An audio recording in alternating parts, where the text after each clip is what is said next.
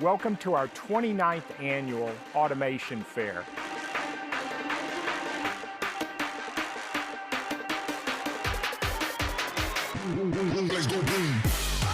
Expanding human possibility, expanding human imagination on the back of digital transformation. Now, let's start at the beginning.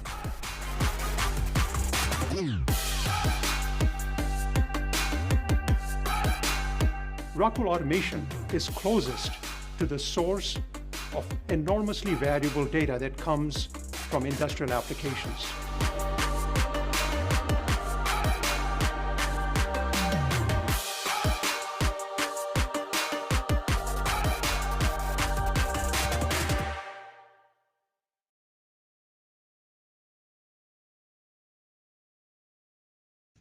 Hello, everybody, and welcome to this Rock Studios broadcast. My name is Keith Larson, Editor-in-Chief of Control Magazine and ControlGlobal.com. Digital transformation and Industry 4.0 have been a huge push across industry for the past several years, including Rockwell Automation's vision of the connected enterprise, which dates back almost a decade now by my reckoning.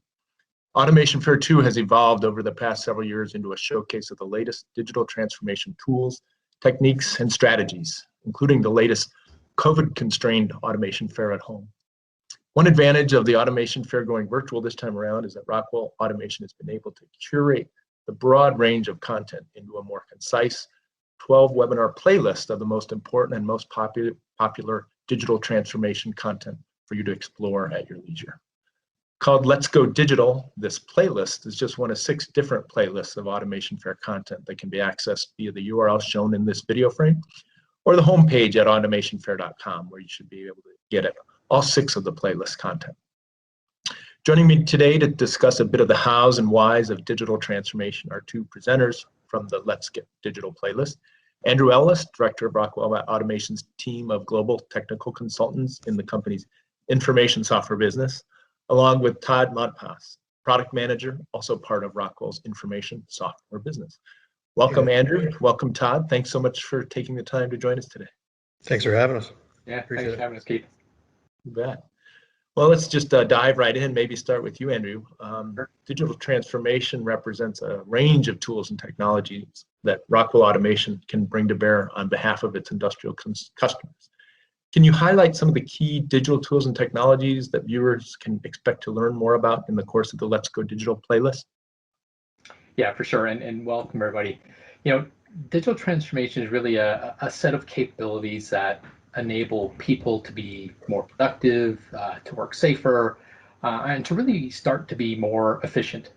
And I think of it as it's a combination of our existing set of technologies, think, process control, data historization, manufacturing execution systems, along with those technologies that when we think of Industry 4.0, what those are, like, autonomous systems, digital workforce. And when I say that, think of augmented reality or virtual reality, IoT, so Internet of Things. That's connecting all those things in our plants and our processes.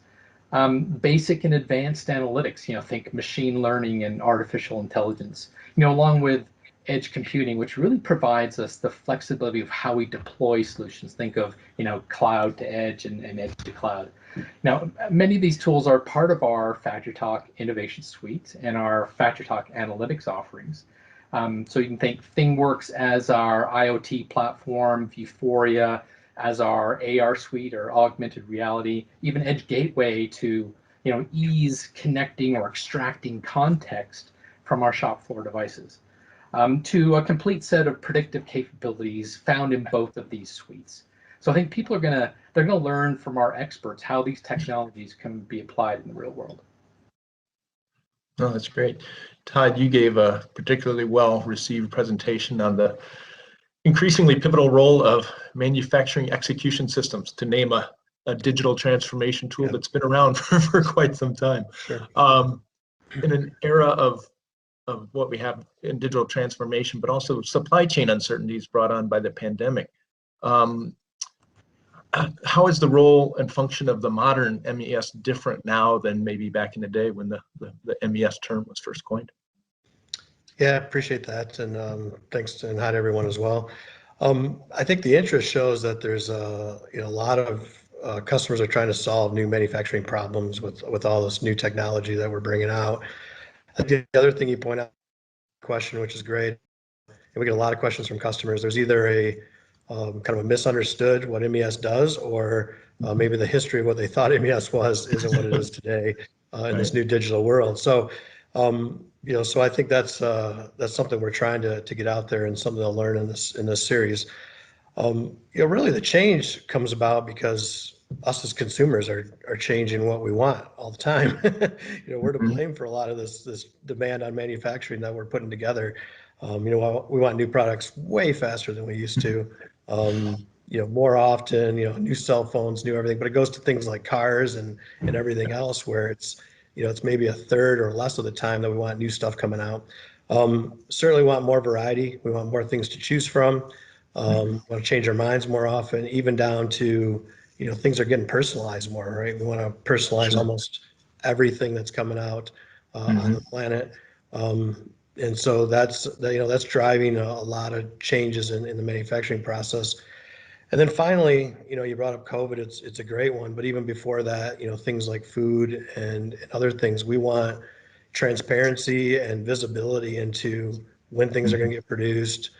Did they produce them? Is the expiration date? We want to hear that from the manufacturer, not just on a barcode that might have been printed correctly or not printed correctly on our food, for example. So all of those things are driving much more of the MES system to be a system of record for our manufacturing processes. It's not just taking an order and kind of saying, yeah, we built it and send it back up anymore. It's really orchestrating the entire manufacturing process. So we can support these flexible manufacturing systems, not only supply chain in, so, when you're trying to produce and look at demand changes, it's coming into the plant, but also based on that, the supply chain out, right? How's it get delivered to the end grocery store consumer, for that example that I just gave. So all of that means the MES system is starting to expand its scope. It's integrating more with quality systems, material management, even to the point of, warehouse at the docking stations. The equipment, is the equipment ready to produce, and where is it being produced? And all of that, because it becomes that system of record, has a ton of manufacturing data that can be used.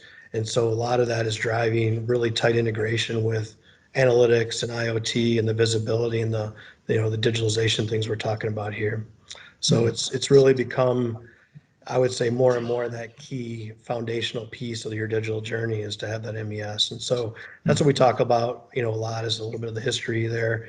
And as Andrew said, this series will teach you about all those technologies and how they interact together to make your manufacturing more efficient, be able to respond to those changing demands. Oh, great. Thanks for explaining that. Andrew, your presentations focused on two relatively recently introduced software additions to the Rockwell Automation portfolio: FactoryTalk Analytics and the FactoryTalk Innovation Suite, which you mentioned earlier, powered by your alliance with PTC. Can you talk a little bit more about what sort of transformative use cases our viewers will learn about in the course of those presentations, specifically around the PTC alliance as well as the analytics? For sure. My team and I spend a lot of time with clients, really trying to understand their challenges, where they are in their digital maturity journeys, and really trying to architect solutions to help them reach their goals. And there are two use cases that constantly come up, and it's exciting to talk about because they're such interesting technologies. But it's the use case of really some kind of predictive analytic, whether that's operations, quality, maintenance, and then the digital worker, think of augmented reality. Those two topics are prevalent in almost every conversation we have. And both really aimed at, leveraging, existing information and providing guidance to users. So again, predictive analytics, could fall into, I'm trying to predict performance, and then for adjusting levers to fine tune and optimize a facility or a process. It could be with quality. Predictive maintenance, I think, is very prevalent out there, and really trying to kind of predict or prescribe where something's going to go, based on past experience. So a lot of our customers are definitely interested in that. And a lot of them may not be quite ready, but we can help them along that journey, is preparing the information, getting it ready so that they can use it for predictions. Whereas I'll say, digital worker is about enabling users to make better decisions, providing direction on their kind of everyday operations, whether that's work instructions during a changeover or a maintenance operation, or getting some remote expert support. It's really allowing people and users to see what's going on with their complex systems right by the asset. And when I say, air quotes, see, I really mean through an augmented experience, having access to all that IoT data in context when they need it as they're performing those operations. So, I think those two are very prevalent in every session we have with clients. So predictive analytics and digital worker are probably the top two. Mm-hmm. Yeah, I would imagine that the digital worker has really gathered steam in this pandemic socially distanced environment, because you don't want somebody leaning over your shoulder or breathing over your shoulder while you're looking at something. So having them dialed in through a remote interface is certainly, I'm sure, been popular. Yeah, what used to be, a 5-year horizon has become a 5-month horizon. Right. No longer customers looking that long. They've got to have it now because, you are having many customers work at home, working remotely, and you've got to have the expertise. And I think a lot of these technologies provide that. Mm-hmm. And I think it really accelerated the notion that technologies that can keep you from getting on a plane used to be a nice to have, whereas now they're a gotta have, and that really helped accelerate that time frame. So, 100%. Yep.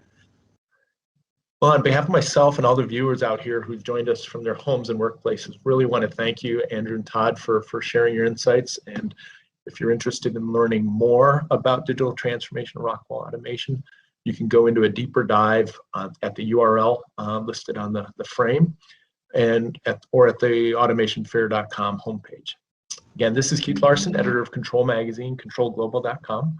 Signing off for now. Until next time, take care and stay safe. Thanks again, Andrew, Todd, and until the next time. Take care, everybody. Thank you. Thanks a lot. Really appreciate it.